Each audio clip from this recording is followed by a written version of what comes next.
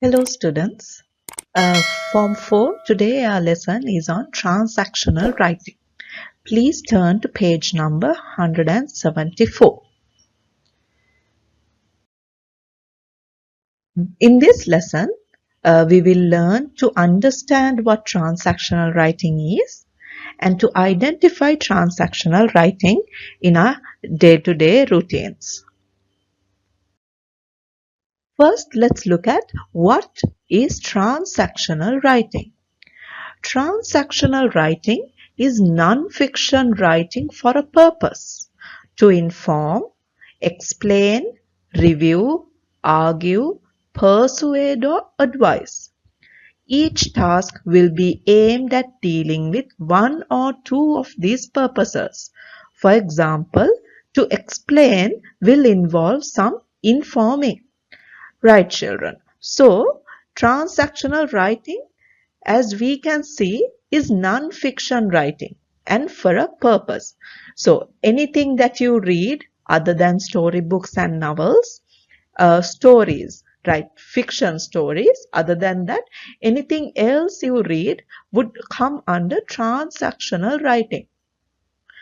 For example, newspaper articles, book reports, movie reviews, anything at all that you have to read, even your essays that does not deal with a story, would be a transactional writing.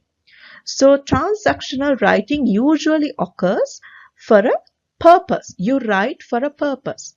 It can be to inform people of something, to explain something to people, to review a certain thing that you know of or that you watched or that you heard, to argue a topic and to provide your opinion on a current event, to persuade people to think in your way, or to advise people regarding a certain issue or a problem that is prevalent. So each task, each of these writing might have two or three of these purposes. However, usually transactional writing is not just for one purpose. That's what it means. So in a piece of writing, it may be to inform, but it would explain also. Or if you're in an argumentative essay, you might read that it is in a way persuasive as well. The reader is persuaded to choose a side and to think in the way that the writer is intending them to think. Right? Even an advisory piece of writing, especially these self-help books, or even in your book, you might get certain little bits of notes on how to face the exam. So those are all advisory writing. Even those can be persuasive, or it can be to inform. For example, in your book, in a blue color little square, it says hint. The examiners want to see how well you can write, not how much you know about something. Now that is a hint. That is an advice given to you. At the same time, it's also to inform you what the examiners think. Right? It's informing you what the examiners think and what you have to write. It's also advising you on how to write it. So children, I hope you all understand what transactional writing is. Now let's look at these purposes. So, transactional writing in exams. In your paper, you will get a transactional writing piece, which means it can be either an essay or a report or a letter or something that deals with you having to write, which is non-fiction. I'm not talking about having to write a story. I'm talking about non-fiction. So section B of your paper will give you a choice of one of two tasks of this kind. Typically, it will present you with a debatable statement in inverted commas and ask you to write an article, a speech, or a letter in which you express your views. You will have about an hour to plan and write it, and it is worth half of the total marks for the whole paper. Now you can see how important this transactional writing is in your exams. So you get one question. Every year there is a question, so it's a compulsory question. And in this question, they will give you a statement, a debatable statement within inverted commas. And you have to either write an article or to write a debatable essay, to write a speech that you are going to present at a AGM or something, or even to write a letter to maybe a government official or anyone at all, any big person, any professional, right? It can be about anything, but this question is there every year. So you have to be mindful that you practice for this sort of a question, right? You will have an hour to write this particular answer. And also remember, children, this question is half the marks, half the total marks of the whole paper. So you can see how important it is. Just one question, but already if you do it well, you get half the marks of the total paper.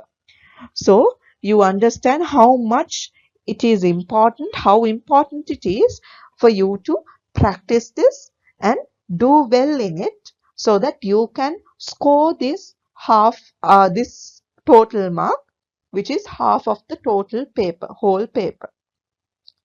The topic will not require any specialized knowledge. Topics might include aspects of school life, transport and travel, obvious leisure activities such as sports and the internet, and aspects of the media.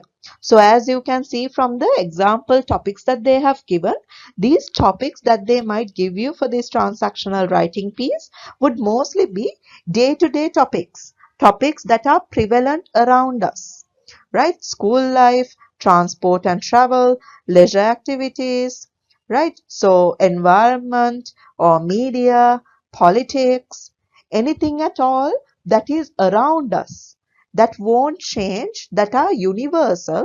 Universal means these problems, these issues, these topics are prevalent in every country in the world. That's what it means when you say something is universal. So these topics would be universal, and at the same time they would be easy to handle. They are the ones that we have heard every day in our everyday lives, in the news, in newspapers, in wherever you look at, these topics will be around you. So school life, home life, transport and travel, media, healthcare, education, then leisure activities such as sports, internet, anything at all could be given to you as a topic for a transactional writing piece. So it is very important that you learn to write properly, and also for you to learn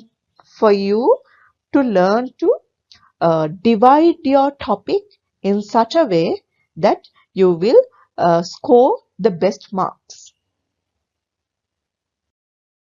Now let's look at types of transactional writing. The first type is to inform. That means to pass on information. That this includes descriptive writing. So if it's a piece from a brochure, where say a brochure about Sinharaja, that will give you along with photographs and other pictures regarding Sinharaja, it would also give you the types of animals that you can find, the types of trees that are available inside the forest, the land area, then other important things, global importance of Sinharaja forest, things like that. So it's going to be an informative piece of writing. So types of transactional writing, the first type is to inform. Second one is to explain, to make clear how or why something is as it is. So that means when you get an explanatory piece of writing, for example, when you buy something new, an electronic device, you will get a handbook along with it. that will explain to you what is the device, where do you plug it, where can you charge it, what are the inputs, what are the outputs, right? How can you use it properly? Do you need any safety or any other precautions to use it? Just like that, it will explain to you how to use this particular device that you bought new. So that is an explanatory type of writing. Then to review, to outline a piece of work or an event and comment on it. In newspapers and magazines, we find book reviews and film reviews, theatre reviews, food reviews, or different types of reviews that are available that informs the public about a certain thing, right? So food reviews will provide to you at this particular restaurant this particular dish. Then what it's made out of, what it tastes like, is it the best available, what are the other places that makes this dish, right? What are the ingredients? So this will tell you, it will review for you um, without having to undergo the experience. You're reading somebody else's experience. At the same time, film reviews, that means a person would go for that film, watch it, and write a small review regarding what it's about. Is it an action film? How long is it? Who are the actors? Who produced it? Who directed it? Right? And at the same time, we get book reviews. Right? Same way. Book reviews review a certain book. So before reading that book, you can read the review and see, okay, is this my type of reading? Right? The review would give you who wrote it, what is the book about, what type of a story it is, right? A small teaser as to the storyline, then who are the characters in it, right? So this book review would give you a sort of an experience without having to experience it. You can read it through someone else's experience. That is called a review. Then to argue, to produce an organized sequence of reasons to support a point of view, right? For example, is it important for us to protect the environment? Is it important? What is the reason? No. How important is it for humans to be vegetarian? Or something similar like that.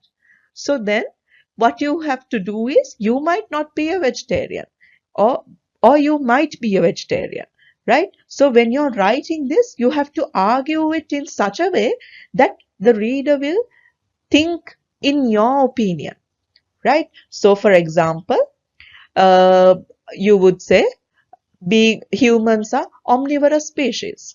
That means they are allowed to eat anything. They can eat anything because their stomachs are made in such a way that they can digest anything. Not just leaves, they can digest meat products also. And also humans need protein. So because of that, they need to eat meat. So then humans shouldn't be vegetarian. It's not good for them in the long run. Or you can say, being vegetarian is very good. I have been a vegetarian for a long time and I still have my required protein intake, right? And we can prepare certain vegetables in such a way that it tastes like meat. So anyone can like it, anyone can experience it and like it. So in such and such a way, you can argue any topic that is given to you, and you write it in such a way, you make an argument, the pros and the cons, and later you end it in such a way that the reader will understand what you're trying to say and where you come from, the opinion that you hold as a writer. To persuade, to convince an audience or a reader to think or act in a certain way. Now, once again, persuasive writing is also, especially in an argumentative writing, towards the end you get the persuasive part. That means you explain to them and you tell them, look here, this is my opinion. These are my reasons for following this opinion, and you should follow it too. Right? That is you persuading your reader to follow your footsteps, to look at things from your viewpoint. Right, children? So most of the political writings that we have, especially written by politicians. In our newspapers, we get certain articles written by politicians. So they are persuading the people to see why they have taken certain decisions and how important it is for the general public to understand and follow these steps, right? So they are persuading. If it's the increasing prices of coconut, then they will say we have no help, we have no other way of doing this. Everyone needs coconuts, we have a high demand for coconuts, and this is not the season, so because of that we need to increase the prices. So because we had to increase the prices, we had to import from other countries. So that is why, even though in Sri Lanka there are such a lot of coconuts, we still had to get it from Bangladesh or Pakistan. And so that is a way they will persuade people, so that the people will understand why they have taken a certain decision, so that they will not get angry at the government, right? Now in my example, right, in the example that I said, so that they will not get angry with the government. However, persuasion can work in two ways, right? It can be for the good side, or it can be for the bad side. So it is important when you write, especially in a persuasive sort of a essay, you have to use good words, strong words, right? That will force, that will touch the reader's heart, and that will sort of get them to feel what you're writing, right? Then the last one is to advise, to give useful suggestions and ideas to help someone or some people, right? So these are suggestions. This type of writing, this type of transactional writing are suggestions on how to do certain things, right? You advise people on how to do certain things. Especially during the corona time, we got advisory articles, we got doctors talking, we got police officers talking, public health inspectors talking, right? They are all writing and talking and telling how important it is to have social distancing, good hygienic practices, right? And then to be to have sanitizers with us, to wash our hands all the time, right? So these are advisory pieces of writing, so that it will inform the public and also give suggestions to the public. Look here, this is the best thing for you. You should do this way, right, children? So these are the types of transactional writing: to inform, to explain, to review, to argue, to persuade, and to advise. Now let's look at activity 1. Read the following extracts from texts with different purposes. Identify the language techniques that are used in each text to help it achieve its purpose. Now look at this. They have given you 3 different paragraphs of 3 different types. What you have to do is identify the language techniques. So I will give an example. I will give one example for each paragraph. You have to write the rest of it. You have to understand the differences between these 3 paragraphs. Excuse me. First one, inform. A video game console is an interactive entertainment computer or electronic device that produces a video display signal which can be used with a display device, a television, computer monitor, etc. to display a video game. Now this is one paragraph. What are the language techniques that are used in this particular paragraph? I will give you one example. It uses direct sentences, not questions, not exclamations, but sentences. As you can see, there are other techniques used in it, other sorts of punctuation marks used in it. So make use of that, observe it carefully, and write what are the language techniques that are used. Second one, persuade. Nintendo changes the way you play by maximizing the fun and minimizing the fuss. The Y console makes you feel less like a player and more like you're in the game. So what is the technique used here? One technique that is used is that it's speaking to the reader, right? It's in first person. It's speaking to the reader. You are makes you feel less like a player and more like you are in the game. Third one, explain. Why do we play video games? The need for play is a primary component of human development and has been with us since the dawn of intelligence. Even in the brains of animals can be seen the impetus that leads to play. So, before we tackle video gaming, we should assess why we as a species need playtime so strongly.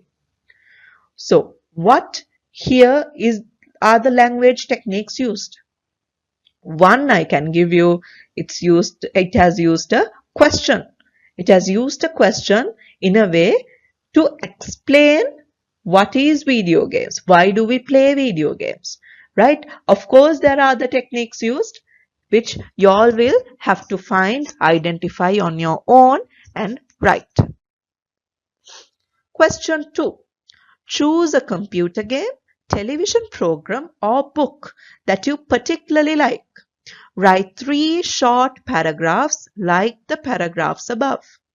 One should inform your reader, one should persuade your reader, and one should explain to your reader. Right? So you have to choose one, either a computer game, a television program, or a book. And you have to write 3 small paragraphs, just like the ones given above, one to inform, one to persuade, and one to explain. Right? So I'm sure most of you all play video games, so you all will know way more than me about games. Then most of you all watch television, right? So you all will definitely know more about that also. And books. I really hope all of you all read books as good English students, right? Form 4 is a big age. Right? At your age, you should be able to read different forms of writing, different types of writing, different genres, right? Identify the differences between different authors. You have to know by now what type of writing that you all like to read, right?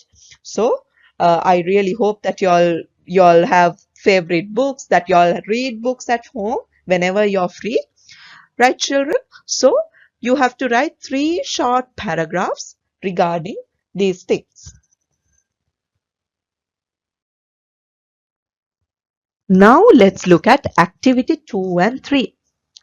Look back over the following text from the anthology.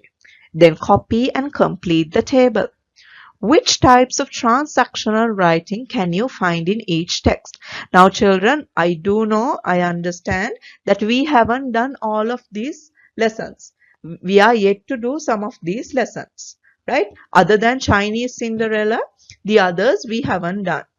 So, but what you all can still do is, this book is with you and you all have free time now. So read through these lessons, right? These are all texts, extracts taken from big books, right? So read these lessons and you just have to put a tick.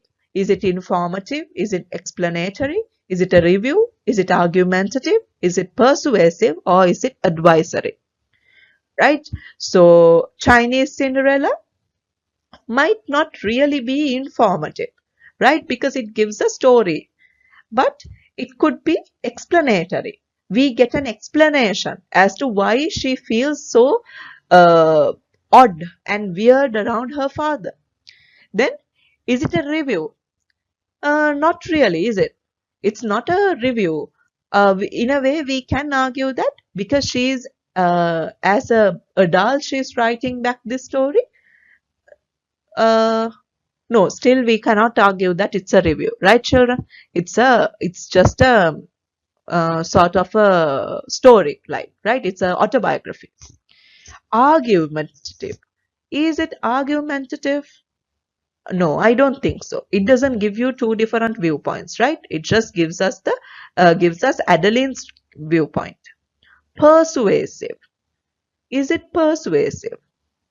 In a way, maybe it is, right? We see how she reacts to her father. Then we can think for ourselves that this is not how we will treat our children one day. We will let them do what they want. We won't force them to do what we want, right? Or we can think, right, that we will encourage more people to do what they like to do. So in a way, it can be persuasive also. Advisory, not so much, right? The writer doesn't really advise the reader on anything. It just gives Adeline's experience. It might persuade us with the style of writing that we should not do these things in our lives. However, it doesn't really give us advices.